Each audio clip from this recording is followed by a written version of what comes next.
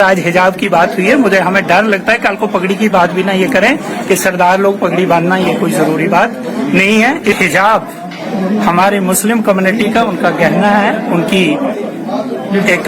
उनका एक फर्ज है, तो उसमें इंटरफेरेंस मुझे लगता है कि ये बहुत गलत बात है।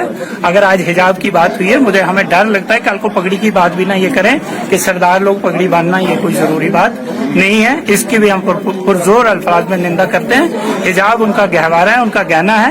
हिजाब को रुकावट के लिए अगर हमें भी बाहर सड़कों पर निकलना पड़े तो हम भी उसके लिए एहतजाज करें। कुछ पार्टी के लीडर होने की हैसियत से और अवतार सिंह की जाती रात यही है कि डिलिमिटेशन का प्रोसेस तो ठीक है, हम मानते हैं कि 10 साल 15 साल के बाद डिलिमिटेशन होना लाजमी था, लेकिन जहां तक हमारे साउथ कश्मीर अनंतनाग को राजौरी और पुंछ के साथ मिलाने का, मुझे लगता है यहाँ सोच की कमी है और कुछ भी नहीं है। यानी कि डेमोक्रेसी का बिल्कुल जनाजा निकल चुका है।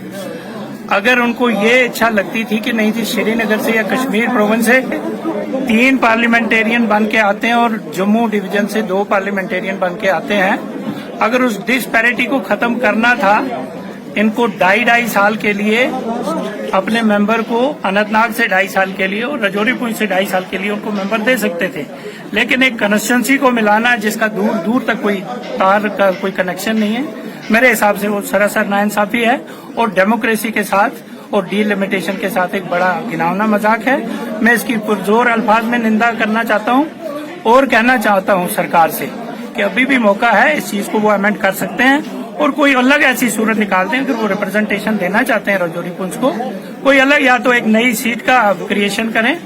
पार्लियामेंट के पास इतने पावर्स हैं, वो पार्लियामेंट की सीट अगर कश्मीर में डिलिमिटेशन करके वो 7 सीटें बढ़ा सकते हैं तो पार्लियामेंट की एक सीट भी बढ़ा सकते थे। अनंतनाग को राजौरी और पुंछ के साथ मिलाना मेरे हिसाब से बिल्कुल डेमोक्रेसी का जनाजा निकलने वाली बात है। सर, कर्नाटक में जिस तरीके से हिजाब पर जो है अब जो विवाद जो है खाली हिंदुस्तान में नहीं बल्कि पाकिस्तान में भी पहुंच गया है, क्या कुछ कहना चाहेंगे सर इस हवाले से? बताना यही चाहूंगा, एक डेमोक्रेटिक कंट्री में ऐसी चीजें बिल्कुल शोभा नहीं देती और हिजाब हमारे मुस्लिम कम्युनिटी का उनका गहना है, उनका एक फर्ज है, तो उसमें इंटरफेरेंस मुझे लगता है कि ये बहुत गलत बात है।